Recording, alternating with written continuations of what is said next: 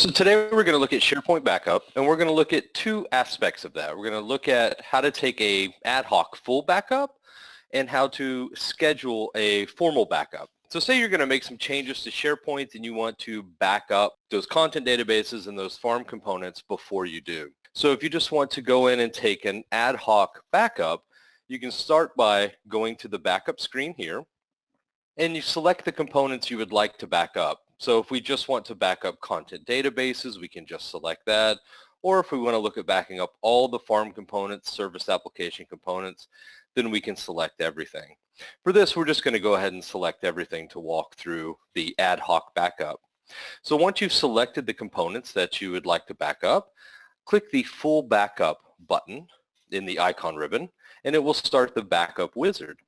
You'll see the introductory screen first, and you can always hide this for the future by clicking that. We'll go ahead and hit next, and this will allow you to confirm your selected components. So you can always modify or change these components here. You can actually click the button and then select them here as well. I normally like to select them at the beginning just so you have this screen to make sure everything is correct, or if you want to make some modifications. So once you have the selected components correct, go ahead and hit next to take you to the next screen. This will give you the options. So you can go ahead and name your backup set. It'll also allow you to put in a description. So maybe you want to say, backing up before farm changes or something along those lines, just so you have some record as to why you're taking an ad hoc backup. It does not have to be filled out, but it definitely can be. Backup location. It will go to your default location, but you can always hit the drop down and change it if you have other backup locations selected. Most of these are the standard options. The copy only option is something you want to keep mind of. Copy only allows you to take a full backup, but this will not affect the log sequence number chain or the LSN chain in SQL. So this is only applicable to content database backups. But what it allows you to do is, say in native SQL, you're taking a full and differential schedule of those content databases. Any other backup of those content databases will interrupt that cycle and escalate that LSN chain in SQL. So your next differential may get escalated to a full backup because that chain has been broken. This allows you to keep that chain intact. Native SQL also has a backup copy only option. So you can either take full and differentials in one tool or the other, but not in both, because they will both try to escalate that chain and the differentials will continually be escalated. So just keep in mind, in this situation, there is no other native SQL backups going, so we can let this go without the copy only option selected. So we're going to go ahead and hit next. It's then going to give you mount options. Now, mount options will automatically mount the backed up content databases so that they are available for granular restore without having to go through that mount process. This option is good if you have a lot of restore requests coming through. So maybe you're having to do restores on a weekly basis and you want that at least one backup a week, or you want this backup to go ahead and auto mount. It is going to take extra time for the backups. It's going to back up the content databases and then go through our restore process of mounting those databases back into a temporary database in the SQL server you select. If it's a situation where you do not have to do a lot of restores, maybe they are only, one every few months that come in, then the auto mount is probably something you do not need to go ahead and implement at this time. So we'll skip this for the moment. So without the auto mount, it'll skip these next options because they are applicable to that. This will give you a summary of your backing up all farm components, what you've named it, your description, your location, and the other options selected from that options tab. So once you have this complete, you can go ahead and hit the backup button and it will complete that backup. In the interest of time, don't want to hit this now because I want to go ahead and walk through how to schedule a backup as well. And this may take some time to complete and we'll have to wait for that. But once all of this is done, you're at the screen. Hitting backup will go ahead and start that backup of the selected components.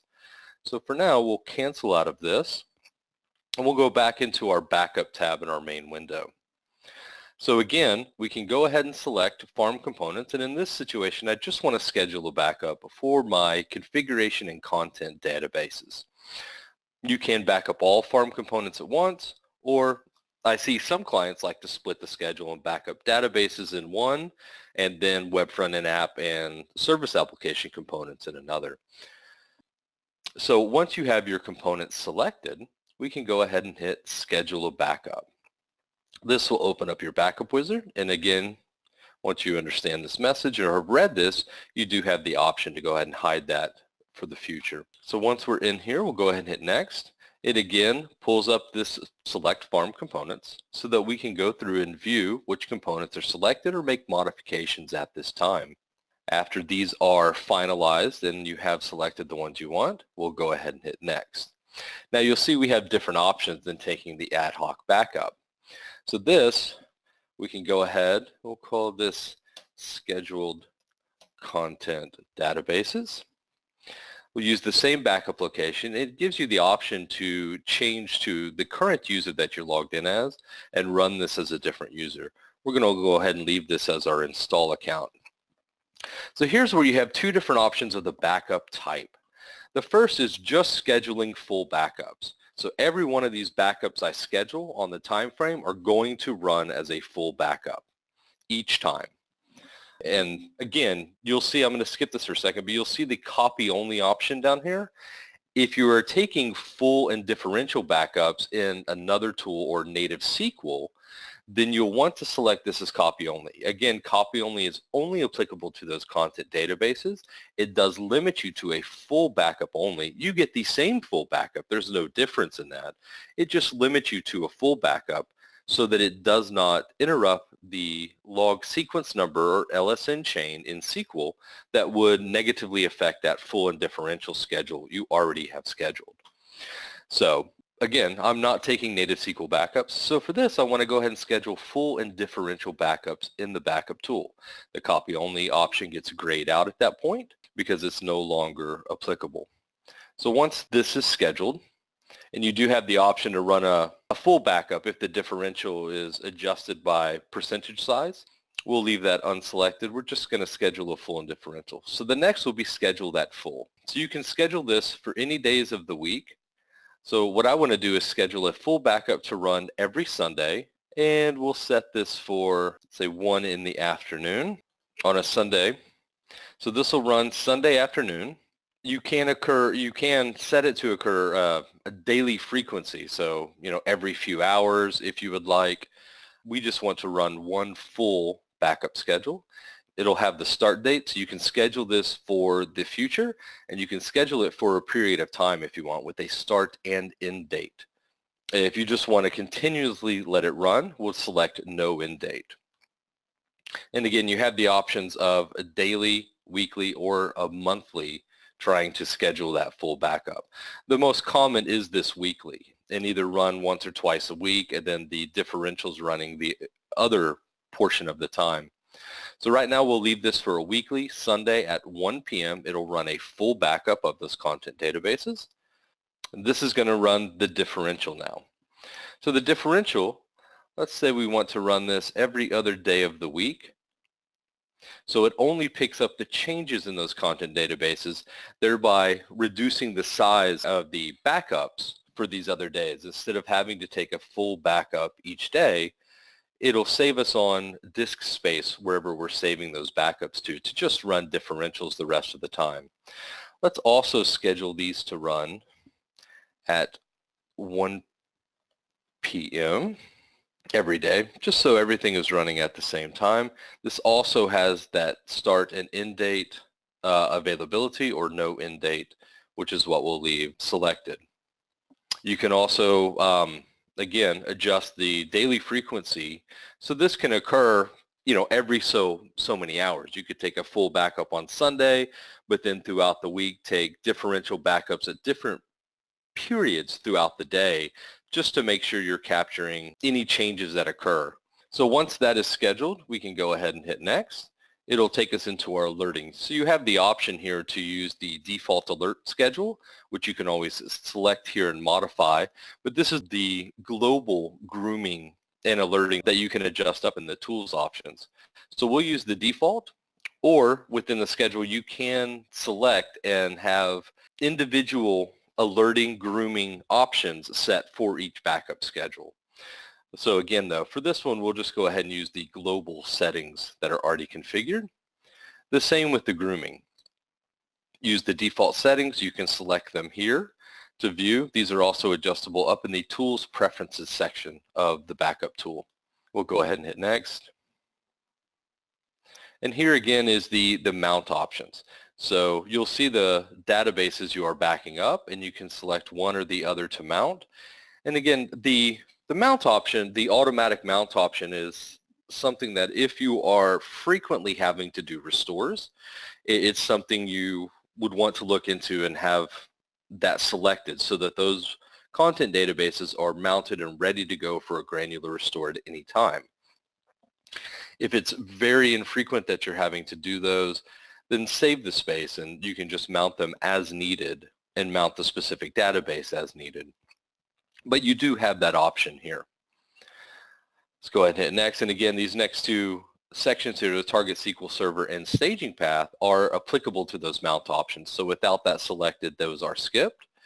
This will give you a summary, just like the other one does, but it'll give you a summary of what you are backing up. So here we're looking at the SharePoint config, content, and these two content databases.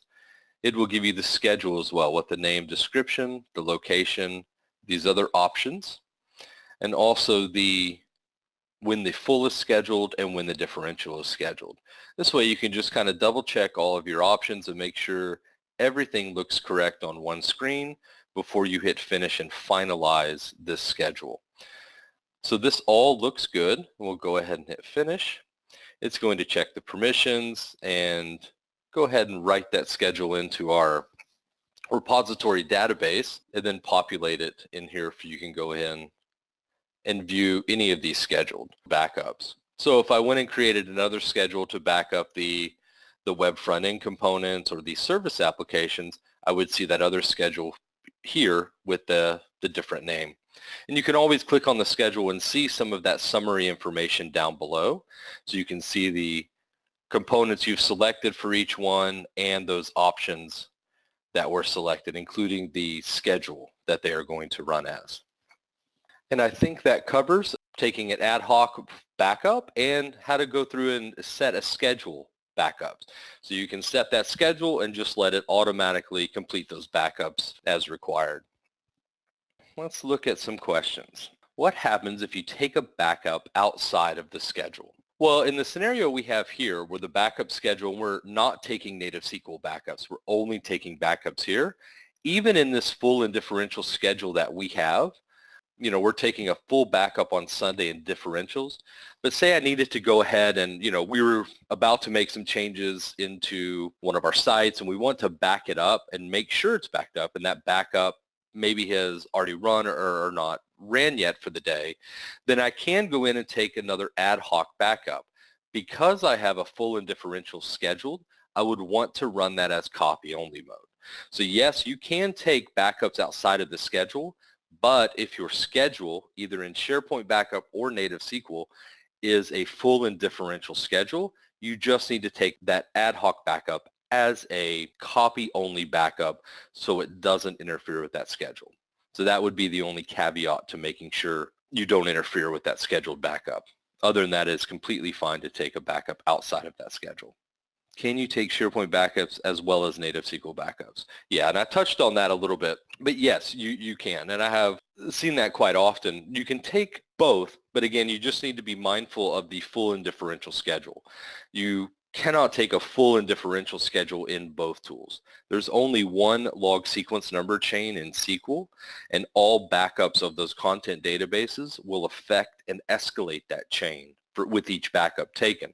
So you just need to be mindful of if I'm going to run a full and differential schedule in one tool or the other, and then backups in the tool that's not taking the full and differential need to be run as copy only so it doesn't interfere with that full and differential schedule.